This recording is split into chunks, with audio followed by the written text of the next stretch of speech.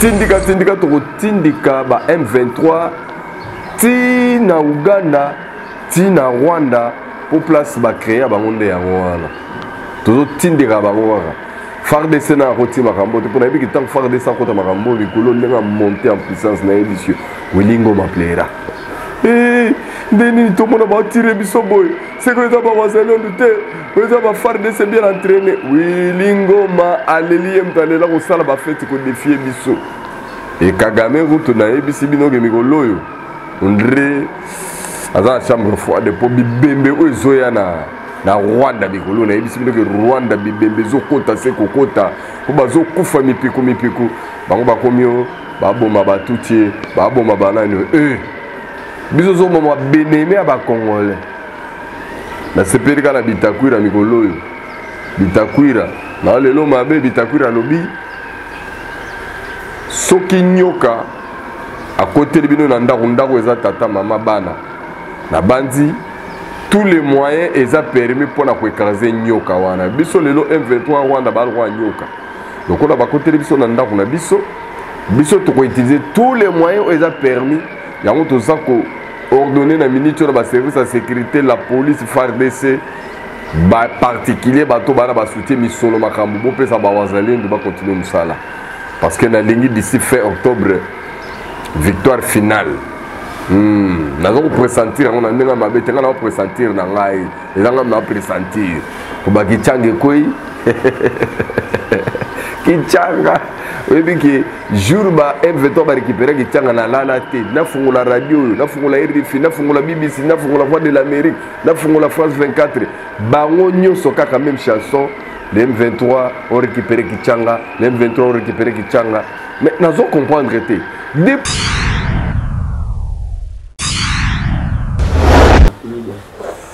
joyeux anniversaire, joyeux anniversaire. Mbotama est là, Mobutukulu Yambote, donc HBD to you, et puis birthday to you. Biumboui, donc réalisateur, caméraman, Yamune Yamboko, donc un coxi inane, donc la bamboula na la bâti sumbula moko, Yarobiso à travers Bino, tu peux essayer vraiment te tombelier. Bébé Bium Botama et l'amour et puis na profiter de la même occasion pour nous saluer batunyo soto za mona na te mikolo bomoni ngana simbi bendele tsa bendele ya Congo na opepa na zo pepa o ezali fierté pour na yebi BBC France 24 RFI ba kolobango te ke to so récupérer ba territoire ba soni ba boya kolobango na yebi ke Katumbi ya kolobango te na yebi ke Martin Fayulu kolobango te akokumisa ngote na yebi ke Denis Mukwege ko betango ko to kara donc et tout déranger bango na mitema baza mipiko ba candidat ko de belé bazana miteme vimbi bango surtout John Numbi ayoki mutema mabeka ndenge ba wazalendo bazo récupérer ba territoire. Souvenez-vous na tindika balandi na remercier d'abord Refait qui sombe mbote na yo ndeko yo za ndeko Refait qui sombe donc oui aux appels témoins parmi ba témoins nazaka ko lobake biso tokoki ko perdre bataille mais guerre toko gagner yango et na tiaka batebele na défi na lobaka soki pendeza ya solo et que biso bako gagner biso bazwa Goma mobimba bazwa Nord Kivu mobimba bazwa Bukavu bazwa partir esenyoso ponga na ndima ke bango baza makasi ntokande batebele bazanga otira biso makelele bele kaka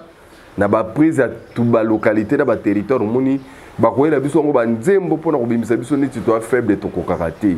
mais na moya lelo to mo beta le rôle bango oui bit armée rwandaise jamais bandima ke bazaka sima M23 boy bien côté bon biso ce ko FARDC ndeto ke ndima ke biso to za sima wazalendo FARDC za wana te FARDC zo respecter c'est les faits je pense que bolanda qui communiquer armée mais wana ndezali wazalendo ngana za wazalendo Nicolette moi c'est à Pembe à Santo Thomas ngana za wazalendo na ebisio ngana za na ngai wazalendo tindika toko tindika ba M23 ti na Uganda ti na Rwanda pour place ba créer bango nde yango wana tozo tindika bango waka FARDC na roti makambo te pona ebiki tant FARDC akota makambo mikolo ndenga monter en puissance na ebisio Wilingo maplera ndeni tomona ba tirer biso boy c'est que ça ba wazalendo te weza ba FARDC bien entraîné Wilingo ma aleli mtalela ko sala ba fête ko défier biso et Kagame route na ebisi bino ke mikolo yo ondre aza chambre froide po bibembe ozoya na Rwanda bikolo na ebisi bino ke Rwanda bibembe zo kota se kokota po bazo kufa mipiku bango bakomio baboma batutie baboma banani biso zo mama beneme aba congolais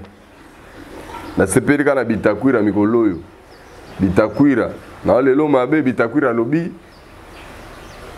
soki nyoka à côté de bino na ndako eza tata mama bana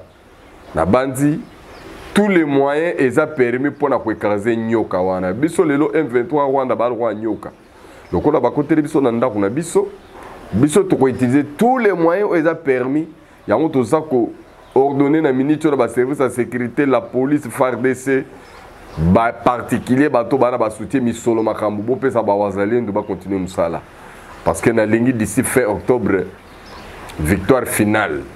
Nous allons pressentir, on a un pressentir dans l'ai, les gens ont pressentir. Pour que Kichanga koi, Kichanga,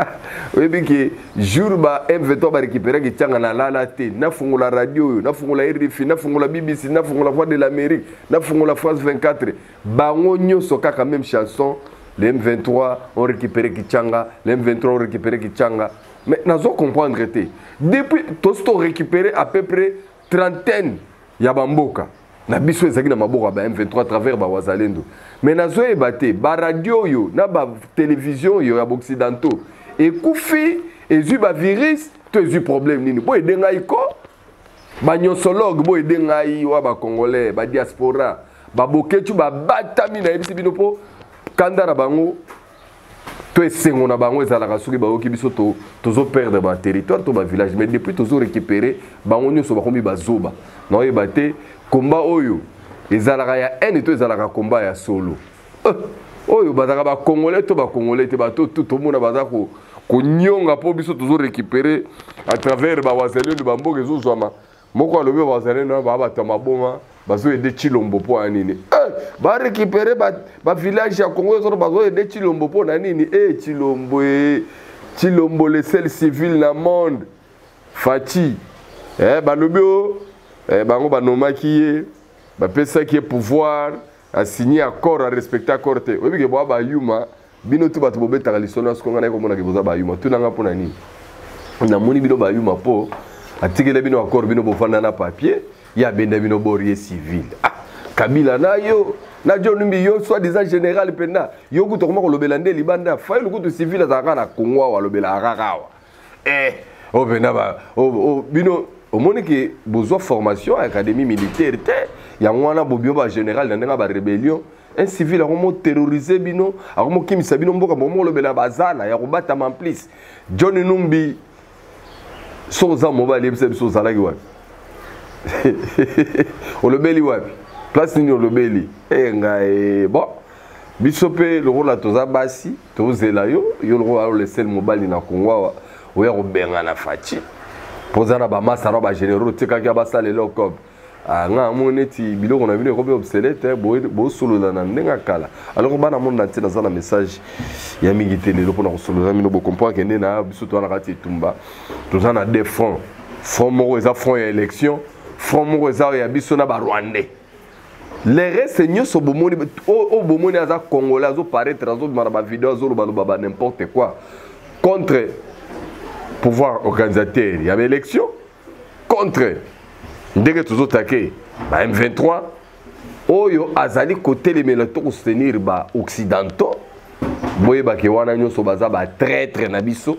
bato balingaka mboka oyo avancer te o ngana lobaki te au Saint-Thomas lobaki te na lobaka bino ke soko moni te kondima te puis na sengaki bino devoir permanent na yaka nango koloba na bino ke tozala na bulingo ya Kongo na ya ba Congolais moni lelo to suki wapi bango bato belé bato mbange belé oyo boye biso tozo oyebi ke même na ba statut na bango ba boya ko partager